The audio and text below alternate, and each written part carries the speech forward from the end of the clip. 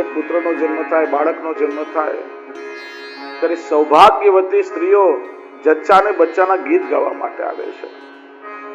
આજે પણ રાજસ્થાનની સંસ્કૃતિ અને વ્રત સંસ્કૃતિમાં એક પ્રથા છે. તમામ સૌભાગ્ય સુંદરીઓ મળીને ધવલ એટલે ધોળ ગાવા લાગી. આ ધોળ પણ ધવલ છે. ધવલ એટલે શ્વેત પણ થાય. ધવલ એટલે નિર્મળ.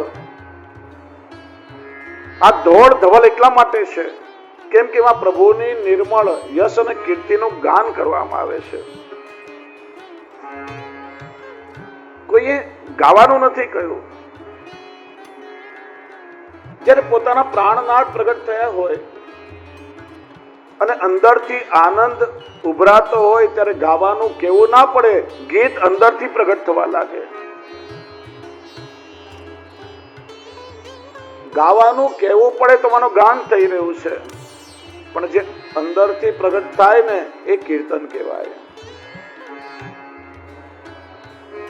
પ્રભુના પ્રગટ થવાનો આનંદ એમાંનો મુખ દ્વારા શબ્દ સ્વરૂપે પ્રગટ થઈ રહ્યો છે. બધી સુહાગણો, સૌભાગ્ય સુંદરીઓ હળી મળીને નિર્મલ યશનું ગાન કરી રહી છે. એકબીજાને વધાઈ આપી રહી છે કે જો તો ખરા આપણા કેવા અહોભાગ્ય કે સાક્ષાત પ્રભુ પધાર્યા. સુહાય રૂડા કંઠના નાદ. જ્યાં પ્રભુના પ્રાગટ્યની વધાઈ મળી, કંઠમાંથી એવી દિવ્ય સુરાવલીઓ ઉઠવા લાગી કે આખું વાતાવરણ સંગીતમય બની ગયું. જો આપણે ત્યાં ઠાકોરજીને જયારે જગાડીએ, વૈષ્ણવને ત્યાં ઘંટાનાદ કરવામાં આવે અને નંદાલયમાં જ્યાં નિધિ સ્વરૂપ હોય ત્યાં ઘંટાનાદ અને શંખનાદ બંને કરવામાં આવે. આ ઘંટાનાદ અને શંખનાદના બે ભાવ છે. એક ભાવ એ છે કે પ્રભુના નંદ ભવનની બહાર ગાયો પ્રભુના જાગવાની પ્રતીક્ષા કરી રહી હોય, એ ગાયોના ગળામાં જે ઘંટડીઓ બાંધી છે એના મધુર રણકારથી પ્રભુ નંદાલયમાં જાગે. અને નિકુંજ લીલાનો ભાવ એ છે કે ગોપીઓના ચરણમાં જે નુપુર છે એ નુપુરની ઘૂઘરીઓનો રણકાર તો થાય છે,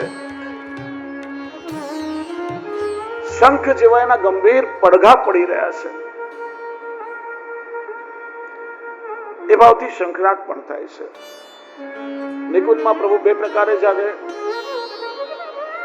ગોપીજનોના નુપુરના મધુર રણકારથી અને પક્ષીઓના કલરવથી, અને નંદાલયમાં ગાયોના ગળાના ઘંટડીના રણકારથી.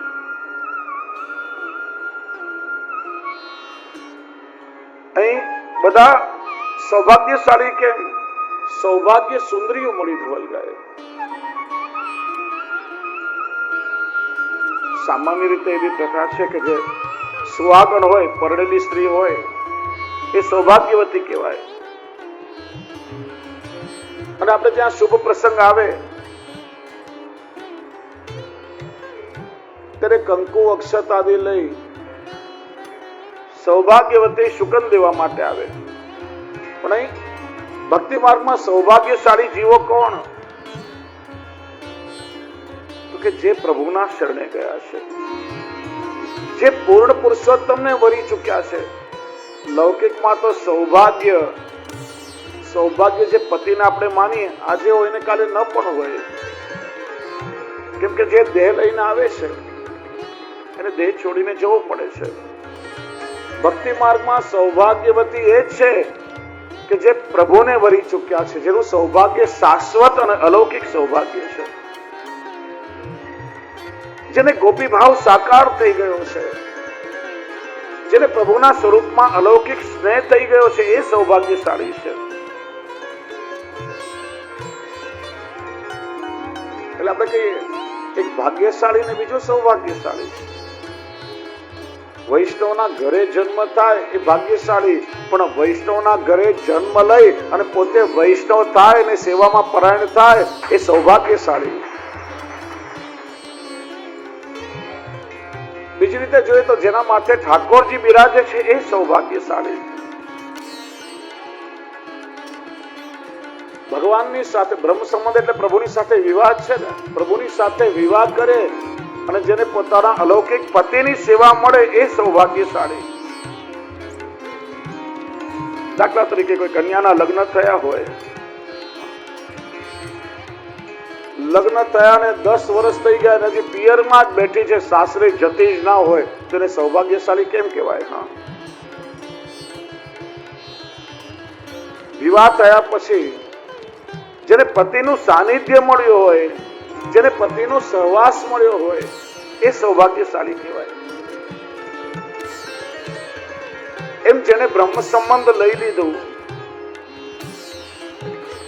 પ્રભુએ જેનું વરણ કર્યું પણ હજી સુધી ઘરમાં ઠાકોરજીની સેવા નથી પધરાવી, એનો અર્થ શું થયો કે વિવાહ થઈ ગયો છતાં હજી પિયરમાં જ બેઠી છે અને પતિનું સુખ જ નથી મળ્યું.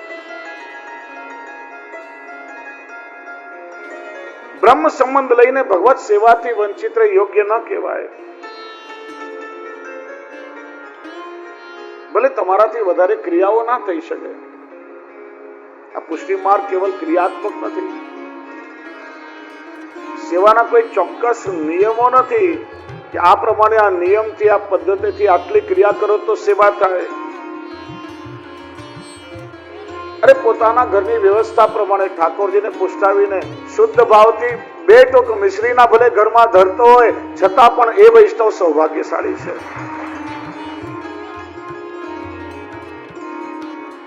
અહીંયા સૌભાગ્યશાળી કહ્યું અને સાથે સુંદરી પણ કહ્યું. જો સૌંદર્ય એ કેવલ શરીરનું કે ચામડાનું ન હોય,